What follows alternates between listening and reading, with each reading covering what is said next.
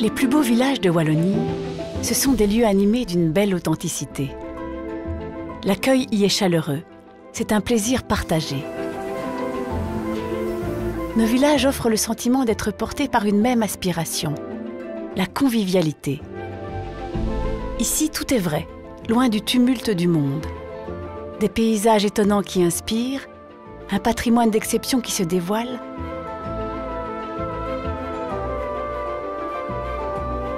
Une hospitalité en lien étroit avec le charme des lieux. Dedans, dehors, tout est fait pour s'évader en toute sérénité.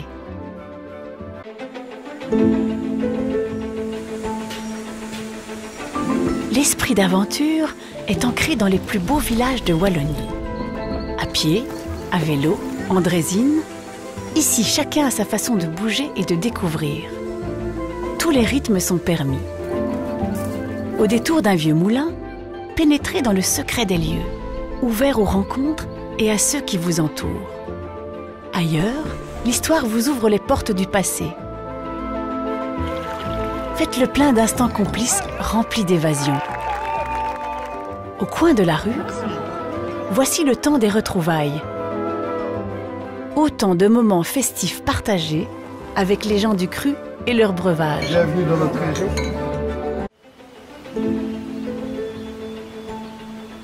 Les plus beaux villages de Wallonie sont enveloppés d'un souffle singulier. Venir avec des étoiles dans les yeux et les trouver à l'arrivée, nos hébergements sont tous étoilés. L'ancien et le contemporain. La pierre apparente taillée par l'artisan, le chêne pour la charpente, tout est aménagé et restauré dans le respect des traditions. Une terrasse au levant, des instants magnifiés par le soleil matinal.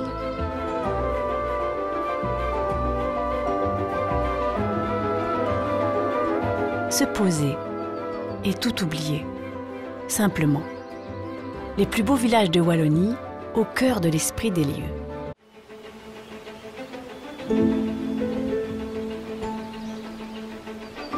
Au cœur des plus beaux villages de Wallonie, l'esprit de découverte résonne avec la beauté des lieux. Des architectures typiques, un patrimoine bâti séculier, des paysages bucoliques qui attisent l'émerveillement. Hors du temps présent, une immersion nature qui rappelle le temps où l'on prenait le temps. À chaque détour de rue, 1001 chemins s'offrent à nous pour flâner, avec le bleu du ciel au-dessus des crêtes, des bocages et des clochers. Voici une belle invitation à changer d'horizon. Les plus beaux villages de Wallonie, la beauté des lieux d'un monde à part.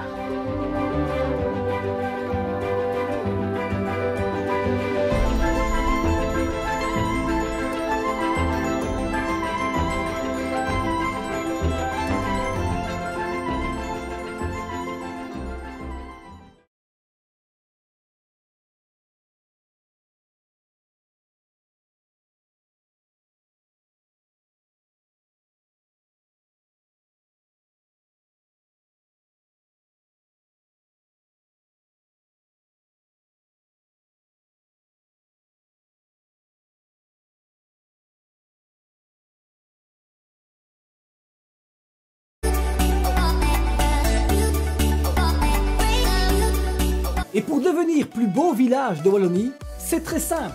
Tu déposes ta candidature. Enfin, quand je dis tu, je parle des pouvoirs locaux. Et ensuite, si c'est accepté, bingo, ton village devient the king of the beauté. Oui, c'est pas aussi simple que ça, hein, Ludo. Il faut être un village bien en phase avec sa région agrogéographique. Il faut avoir des belles séquences d'architecture, il faut avoir du patrimoine, un patrimoine classé ou susceptible de l'être à brève échéance, une qualité d'accueil, une capacité créative, faire en sorte que le patrimoine du village soit une ressource réelle pour la vie culturelle, pour la vie associative, pour la vie économique également. Donc c'est quand même pas si simple. Mais nous envoyons deux comités qui apprécient les qualités architecturales, les qualités patrimoniales du village, village d'une part, et à côté de ça, il y a également un autre comité plutôt d'orientation stratégique au niveau touristique qui vérifie s'il y a vraiment des qualités d'accueil, s'il y a de l'événementiel dans le village, s'il y a un potentiel économique dans le village. Ces avis remontent vers notre conseil d'administration, puis remontent in fine vers notre assemblée générale qui, elle, décidera si le village intégrera le réseau des plus beaux villages de Wallonie. Ah, bon, au moins, quand tu as ton label, tu ne te tracasses plus. C'est à durée indéterminée, non? Ah non, c'est pas tout à fait vrai ça. Donc un label peut être retiré, c'est dans notre charte de qualité. On fait un bilan de santé, grosso modo, tous les 6 ans sur l'évolution générale du village au niveau de son architecture, de son urbanisation. Est-ce que la qualité d'accueil est toujours là? Donc finalement, c'est pas définitif. Il y a quand même des risques.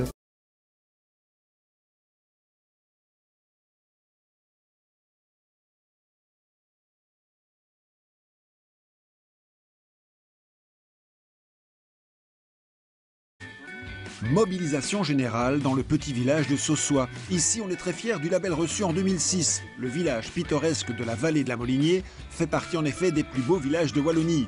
Pas de doute, le coup d'œil vaut le détour. On part des qualités paysagères qu'on peut avoir localement. On va alors voir la structure de l'ensemble du village et pour ensuite, après, s'attacher à quelques architectures avec la présence de monuments classés qui fait que, voilà, on arrive à, comme ici, labelliser un village de façon très claire. Le label Les plus beaux villages de Wallonie, c'est bien beau, mais est-il vendeur? On pourrait demander à tous les propriétaires, restaurateurs, propriétaires de gîtes ou autres, je suis sûr et certain que quand ils présentent leur gîte, je crois que dans n'importe quel mot d'introduction, ils diront que c'est situé dans un beau village. Donc oui, bien évidemment, c'est un atout. Résultat des courses, c'est le touriste qui est pigeon. À Sossois, depuis l'acquisition du label, tout est devenu plus cher. Eh bien, pas du tout, nous disent les habitants. Sossois est juste devenu un peu plus connu. J'ai entendu dire que depuis le label, vous aviez triplé vos réservations dans le gîte, c'est juste?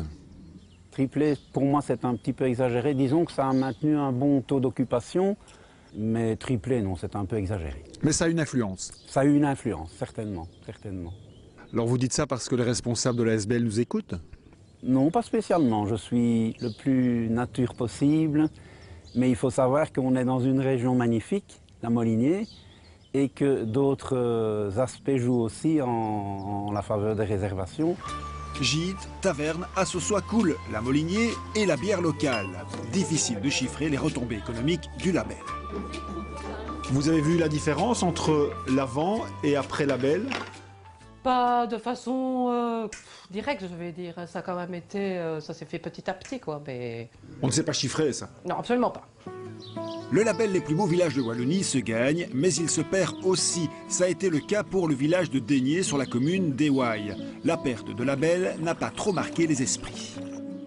Je n'ai pas vu beaucoup de différence, sauf peut-être les transformations qu'on a laissé faire maintenant. C'est un peu différent quand même. Il faut vivre aussi avec son temps, quoi. Je trouve qu'on n'a pas dénaturé de village.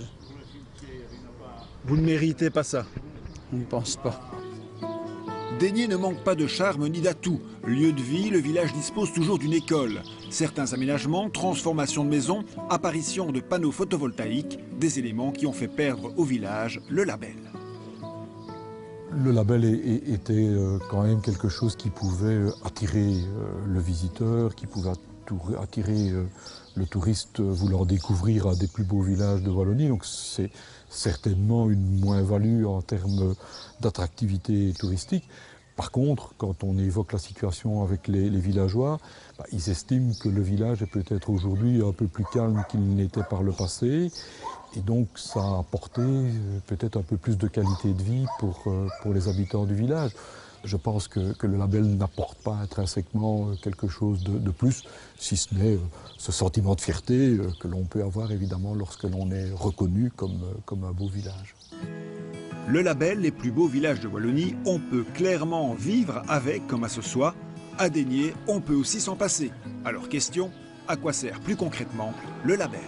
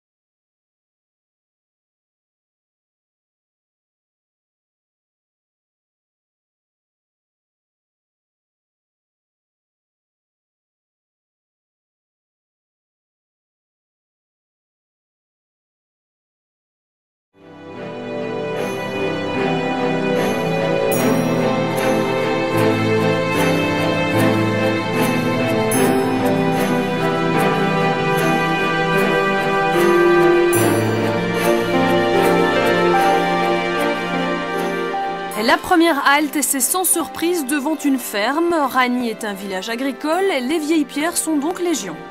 La balade se poursuit, Michel Anizet emmène les visiteurs jusqu'à la ferme du Chêne, la plus ancienne ferme de Ragny, où la propriétaire prend le relais et s'arrête un instant sur les jardins médiévaux.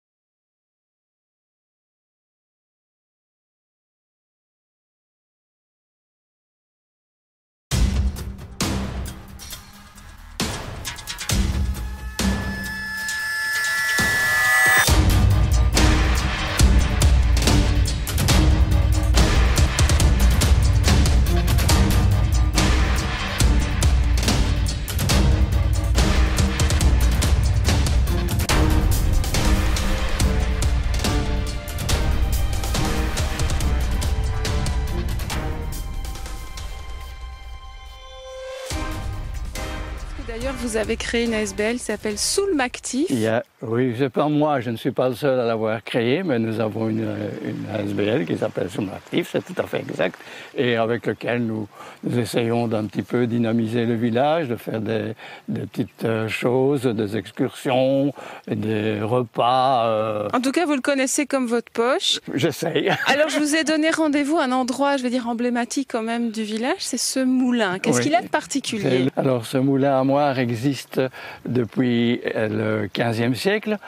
Il a toujours fonctionné et c'est un moulin qui a là un avantage, c'est que même quand les eaux sont basses, il peut fonctionner à cause d'un barrage qui a été mis un peu en amont. Donc il y aura toujours de l'eau qui coule. Alors ces trous, j'imagine que c'est classé tout ça. Tout ça, ce moulin est complètement classé, on ne peut rien y changer, heureusement. Et aujourd'hui